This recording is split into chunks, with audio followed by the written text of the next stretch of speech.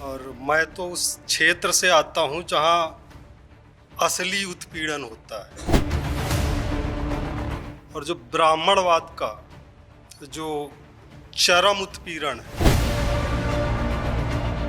वो मध्य प्रदेश, उत्तर प्रदेश, राजस्थान में देखने को मिलता है। जो गुरुओं का संदेश है वो अपने लोगों में प्रसारित कर रहे हैं। वाहेगुरु जी का खालसा, वाहेगुरु जी की फतेह। क्योंकि आज बड़ा गहरा डिस्कशन हुआ और मैं तो उस क्षेत्र से आता हूं जहां असली उत्पीड़न होता है। मध्य प्रदेश मेरा जन्म स्थान है और जो ब्राह्मणवाद का जो चरम उत्पीड़न है वो मध्य प्रदेश, उत्तर प्रदेश, राजस्थान में देखने को मिलता है। फिलहाल हम लोग जो गुरुओं का संदेश है वो अपने लोगों में प्रसारित कर रहे हैं।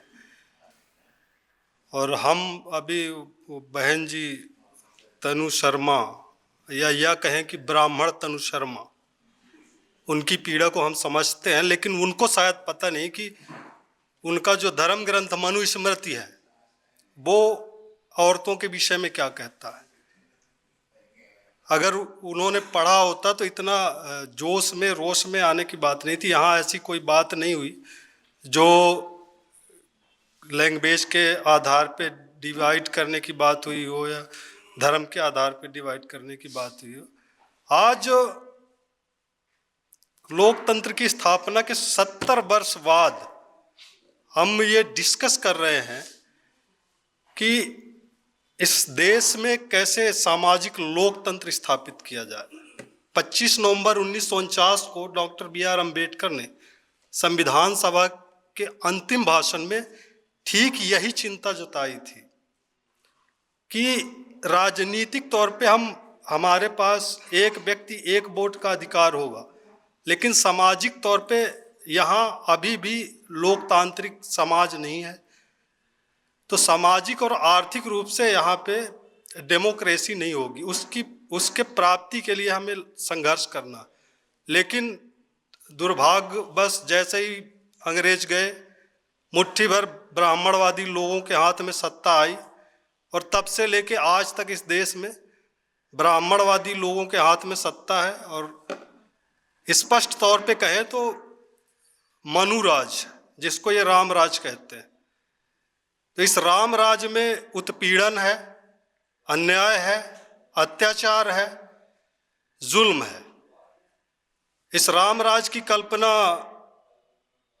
आज से 550 साल पहले तुलसीदास ने की थी। उनसे भी पहले करीब 120-30 साल पहले हमारे गुरु भक्तों ने बेगमपुरा की कल्पना की थी। ब्राह्मणवादी तत्वों ने अपने गुरु की बात मान के, अपने आदर्श की बात मान के आज इस देश को रामराज बना दिया है। लेकिन हम क्या कर रहे हैं? हमने बेगमपुरा के लिए कितना प्रयास किया। जब तक हम प्रयास नहीं करेंगे, जब तक हम अपने गुरुओं के मार्ग पे चलने का तहिया नहीं करेंगे, तो हम 70 साल से रोते आ रहे हैं। आगे आने वाले 70 साल भी रोना है। इसलिए मेरा ऐसा मानना है कि समस्याएं बहुत सारी हैं और जब तक ये ब्राह्मणवादी सत्ता है तब तक समस्याएं कम नहीं होने वाली।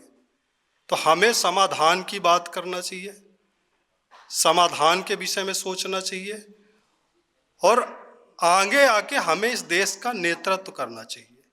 राज बिना नहीं धर्म चले हैं, धर्म बिना सब दले मले हैं। तो गुरु गोविंद सिंह जी कहते हैं, कोई किसी को राज न दे है, जो ले है निज बल से ले है। तो अगर हमें समस्याओं का समाधान चाहिए तो हमें बल तैयार करना पड़ेगा। हमें समझना पड़ेगा कि हम माइनॉरिटी नहीं मेजॉरिटी का प्रतिनिधित्व करते हैं।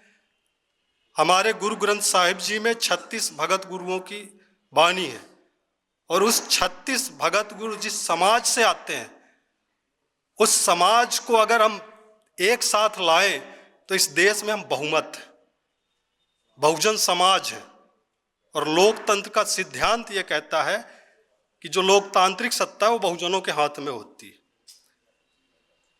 तो जो सामाजिक लोकतंत्र है वो समानता, स्वतंत्रता और बंधुत्व पे आधारित।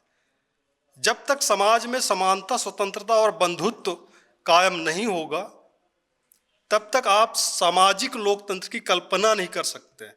और वो समानता, स्वतंत्रता, बंधुत्व का संदेश हमारे गुरु ग्रंथ साहिब जी में मिलता है। इसलिए समाज में ना सिर्फ पंजाब, आज पंजाब को भी जरूरत है गुरु ग्रंथ साहिब के संदेशों की। हम सिर्फ बाईपास नहीं कर सकते बात को कि पंजाब में बड़ा अच्छा चल रहा है। पंजाब को भी जरूरत है गुरु ग्रंथ साहिब जी के संदेशों की। और जो हिंदी बेल्ट, काऊ बेल्ट है, जिसको हम गौमूत्र क्षेत्र कहते हैं, जहाँ एक फिलॉसफी बताई जा रही है कि आप गाय का मूत्र पियोगे, गोबर खाओगे तो आपकी मुक्ति हो जाएगी। तो ये दर्शन दिया जा रहा है हिंदुत्ववादी ताकतों की तरफ से। अब कोई हिंदू बैठा हो, उसको बुरा लगे, अच्छा लगे, उसकी परवाह मैं नहीं करता, क्योंकि ये रियलिटी है कि आज लोगों को इस तरीके की चीजें सिखाई जा रही, वो भी 21वीं सदी में। तो अगर हम अपने गुरुओं, भक्तों के मार्ग पे चलते हैं तभी हम पूरे कॉन्फिडेंस से ये कह सकते हैं कि 21वीं सदी हमारी है, अब बहुजन की बारी है। और नहीं तो समस्याएं चली आ रही हैं तब से, और आगे भी हमें लगता है कि अगर हम प्रयास नहीं करेंगे तो समस्याएं जारी रहेंगी। तो हम सब मिलके, हम उम्मीद करते हैं कि हम सब मिलके एक समाधान की ओर चलेंगे, एक समाधान की बात करेंगे। इन्हीं शब्दों के साथ मैं अपनी बात समाप्त करता हूँ। वाहे गुरु जी का खालसा, वाहे गुरु जी की बहुत बहुत धन्यवाद।